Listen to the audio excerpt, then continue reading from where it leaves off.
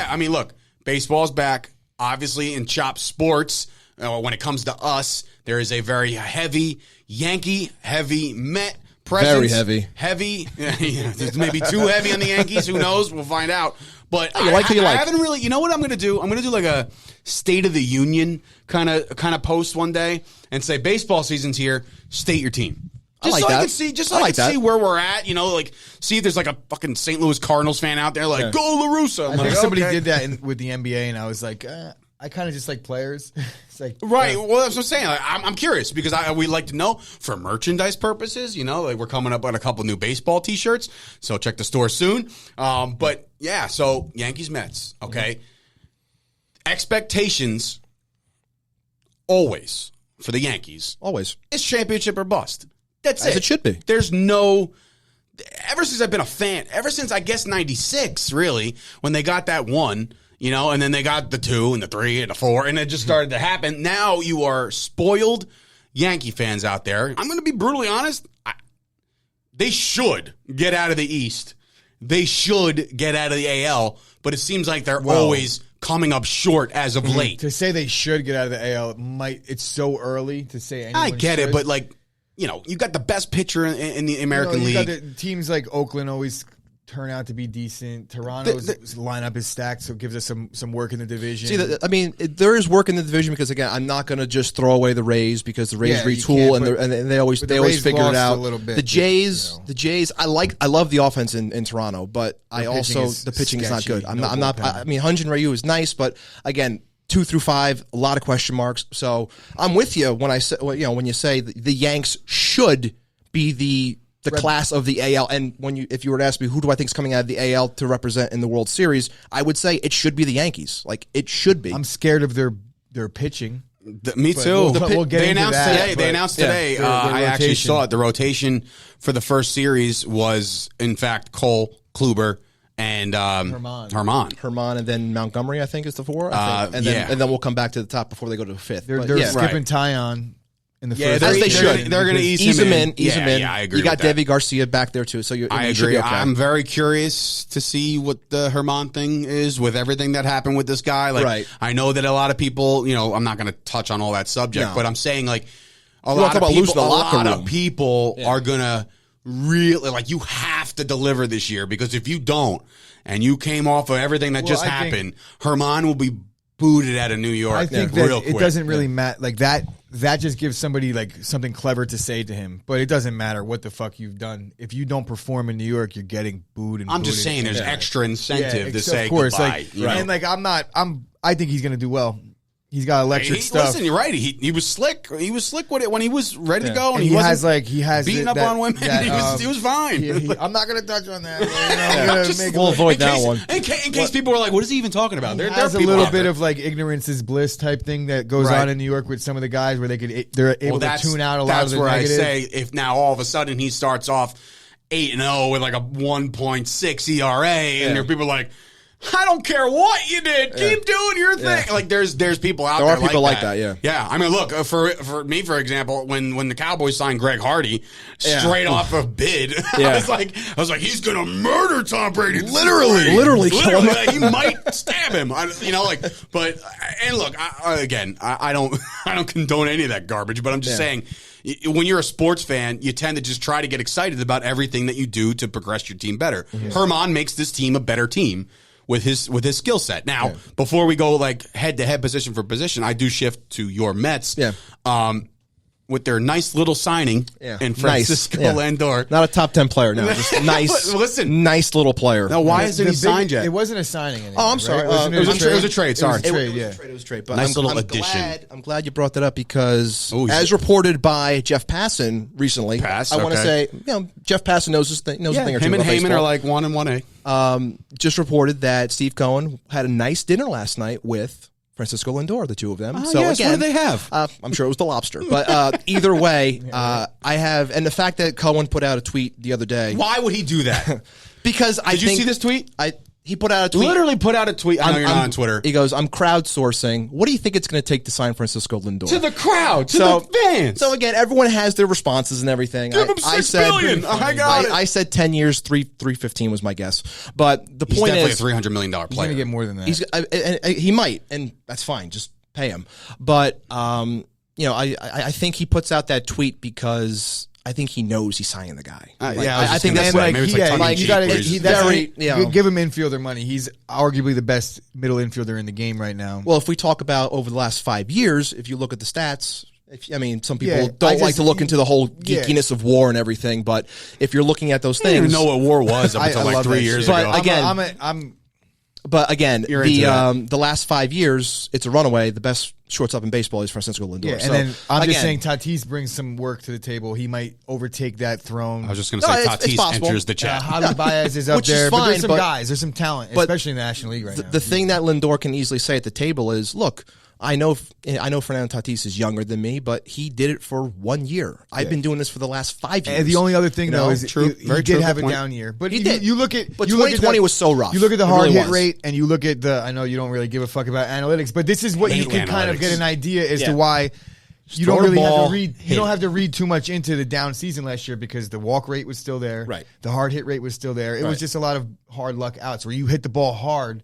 It just goes to somebody. Yeah. That's baseball. Yeah, that's baseball. Do all the numbers, baby. That's baseball with the shift. I mean, it happens. Yeah. What are you going to do? Ban the shift. No, I'm kidding. I'm kidding.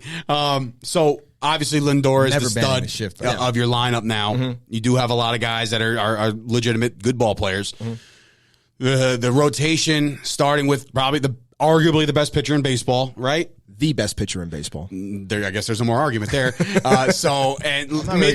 Mid-season, you might get like it's going to feel like you made a trade at the deadline if Syndergaard comes back and he comes back healthy. You know what I mean?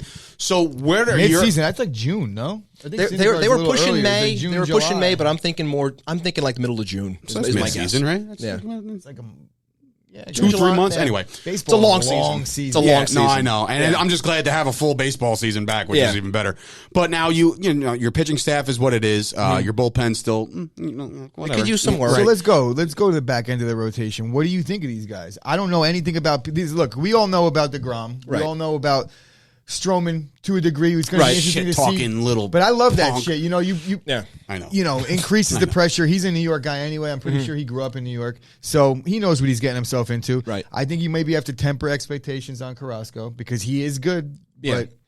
Well, again, when it comes to Carrasco, the biggest thing right now is just the injury and how he comes back from it. But in terms of how long are they talking? They're saying I'm going to say a month and a half. That's my guess to ramp things up. Who he reminds me of, almost like a Freddie Garcia type, where he's like. I think he's a little bit above that. And again, because you're on the same page with me when it comes to analytics, over the last 5 years, Carlos Carrasco has a 25 WAR. So again, he's someone that sorry, Dave, but he is someone that clearly when you look at the numbers, he is a number 2, and it sucks that he got hurt.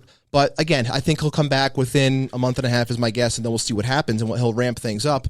But I do think that he is going to be a big part of the success of this team as long as he does come back healthy. And it would be nice to get him as bumped down to the 3, or if Stroman could pitch the way he is capable of pitching, he could actually be a 4. Carrasco, like any of them. It really doesn't matter where you line them up. So you're confident in the rotation? I am confident in the rotation mainly because, obviously, again, beyond DeGrom, I'm looking at it and I go, there is a lot more depth than we've had in previous years. And you could say, well, we're looking at the likes of Joey Lucchesi, Jordan Yamamoto, like all these guys. It's he's a solid, which is fine. And the big thing is you finally have guys that you can trot out there. If somebody gets hurt, you can say, I'm putting a guy leaguer. It's a major leaguer. Yeah. I'm not rolling out there with Walter Lockett. Yes, I'm not going out there with Corey Oswalt. Like I'm not throwing a game because of an injury. Like something happens, I can put someone out there that can actually be, competent, which is a big thing. I know we all kind of talked about like we're gonna bring the smoke, and it always turns into this. It's like it never actually is beef. It's like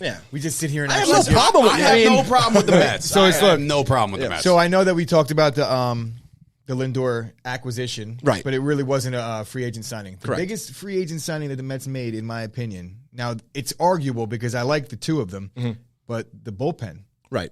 That's the one. Like Trevor May. That's Trevor May, throws heat. They come from Minnesota, right? Minnesota, yeah.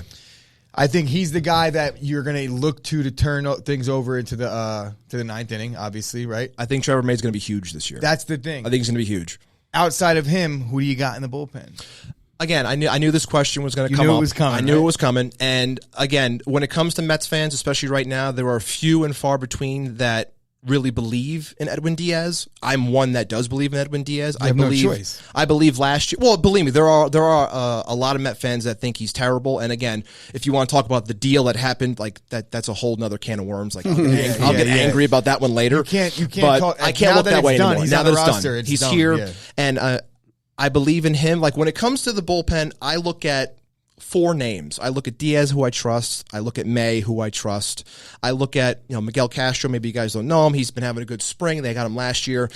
He's been very filthy with the stuff. He's got good stuff, and I think he's going to play a big part in the 6th and 7th inning, especially when you're trotting guys out there that don't get as much length as a DeGrom or as a. You were talking about the depth too, like having those guys at the back end that maybe are the 6, 7 guys they could go along. Right. You need a guy. Someone gets hurt. What about our guy, Dylan Betances, bro? I'm going to act as though Dylan Betances is not on this baseball team because the fact that any just positive said before, you get out of him is a bonus. Exactly, but I think the positives are going to be few and far between. Yeah. So the fact that he's topping out at like 92, that's bad. It's bad. And I just saw an update before saying how he was working with his off speed. Like, all he's got is off speed stuff. Like that's it. So again, I'm not counting on him. He can refine it, but it's just difficult for a power relief pitcher to all of a sudden rewrite the fucking book on how he's doing things. Right.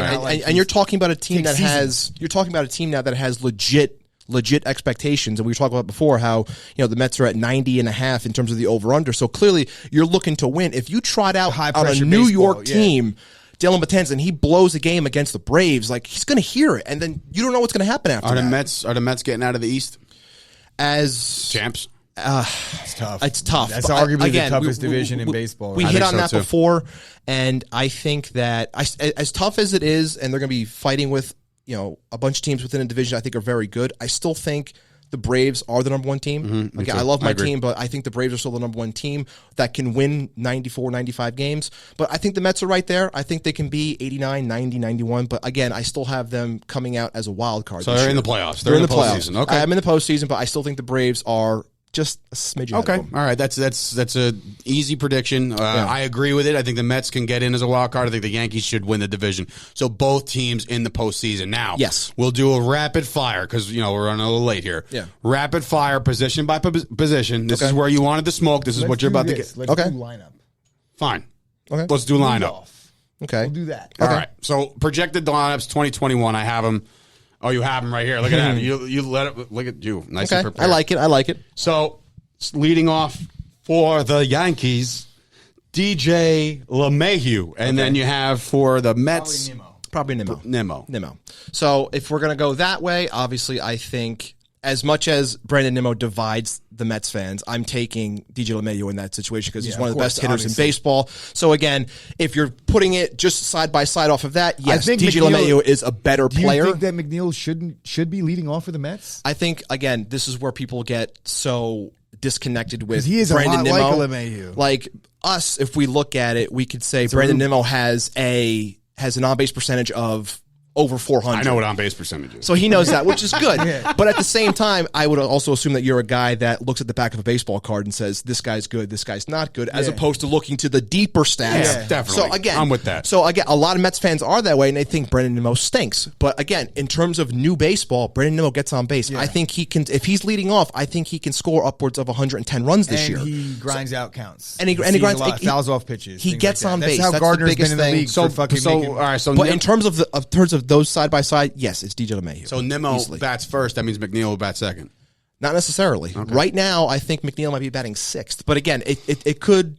Yeah. There's a lot of movement you want to see this lineup. Lindor probably batting second. Correct. Because that's you don't why I'm want looking at it right now. You want Conforto third. The old Jeter spot. Again, 3, 4, 5 is so interesting. It could come down to who's actually pitching because I think you could have it where you have one day Conforto, Alonso, Dom Smith. And then another day you might back it up where it's Dom Smith's batting third and Alonso's 4 and then Conforto. There's a lot of McCann at 8, and that bullshit that they have in the NL. about no. Oh, DH. you mean no DH? Come on. Yeah, I thought we finally turned the corner 2021, there. man. I We're thought here. we turned the It's corner over. there. Well, you got to It's understand, over. it's a bargaining chip now for the new CBA, so that's why they are holding off on that. That's a very good point, and that's I think what the it Mets is. would be better off with if the with Mets. DH. I'll put it this way: if the Mets had the DH this year, they would have went out and they would have signed Jackie Bradley Jr. He would have been playing center. Nimmo would have been in left.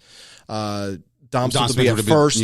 Pete's our DH. We're much better defensively. Versa, depending on what happens. Out, they would have been much better defensively, and I would have put them above the Braves. But because that didn't happen, and we're still hitting with pitchers. I think the Braves probably have some heat down in the minor league system too. No, they could have brought up. They are one of the top systems in I think baseball. they would fare well with the DH spot right now. Atlanta. The Yankees took a hit over the weekend. We lost Luke Voigt for a little bit with a meniscus. So now all of a sudden, just like that, Jay Bruce finds himself in the lineup. So that's. Not happy about all that. Having a decent spring, but again, you don't want to see that. I'm a guy who'll be bagging groceries. Yeah, but a guy like Jay Bruce is somebody that he could catch fire early out of the gate. You never know. He could hit 10 home runs in a month. Well, no, he easily could, especially in that stadium. He easily could. He could get it's the ball possible. up and out. So look, I mean, up and down the lineups, both of these teams, man. What about health? They're relatively good. Both of them. I think both of these Yankees teams have the best lineup in the American League. I don't even think it's close. Like one through, Hicks is up and down, but like if Stanton plays to form, if Torres plays to form, these Yankees, you're gonna have. There's not a lot of spots on that lineup, unless Bruce plays like Bruce, but like. There's not a lot of spots to get some outs, and I kind of feel that same way about the Mets. I mean, look, they got a better lineup than they've had in the years past. So I would say I was just talking exciting. I was talking with Casey Cabanellis, another guy on Chop Sports. Yeah, he's another big Met fan. We were talking about it yesterday, and just hitting on the fact that this Met lineup is probably the best Mets lineup since 05-06. So we're talking about when we had Carlos Beltran, Carlos Delgado. Yeah, and honestly, Jose I Reyes, think Lindor David Wright. fits that culture. I absolutely see what you're saying. I get Reyes out of him a little bit, but like a better version. I said that I compared it where Jose Reyes was like the Charmeleon of Pokemon, and the evolved version of Jose Reyes. Who he's great. I was literally going to say something like that. Lindor's the Charizard. Something like that. I was like, it's like what Jose Reyes everyone thought he was going to be. Lindor is Reyes, but with more power. That's what it is. That's what it comes down to. It'll be interesting. It'll be interesting. But Ibby, bro, thank you very, very much. I had an awesome for bringing the smoke. We knew you could. And honestly, it took some of the pressure off me with the anxiety that I was dealing with. Right, me and him were just like, God help us, just carry the show. And if you count the Tommy John surgeries in the Yankees rotation combined, there's more Tommy Johns than there is pitchers. That's a little. One more thing when it comes to that staff, and I might have to double check it just to make sure, but I think over the last 2 years with that staff as it is right now, I don't know if 2 through 5 has a combined 35 starts. They don't. Which is insane when you think about it in a full season. If you want to add in the possible alarming. 6, the possible 7, and Severino when he comes back in June, they still don't. Add up to 35 starts. Which is insane. Oh boy, the Yankees just better score some. You got to score some runs, bro. Man. Score some runs. I hope you guys enjoyed Ibby coming on board with the Chop Sports Podcast. They still got Sessa somehow making the roster. I don't know fucking how. Me neither. But again, we're all excited. A full baseball season is upon us. Baseball's back, baby. Fantasy baseball, all that good shit. Just get involved. Get on the Chop Sports Facebook page. Let's hear your teams. I'll post up something this week just to get a grasp because I'm actually really curious. But for Sturch, that's Gooch. That's Ibby. And for, of course, our intern Anthony, who did a bang-up job sitting here on the boards today. Great job. We will see you guys next week.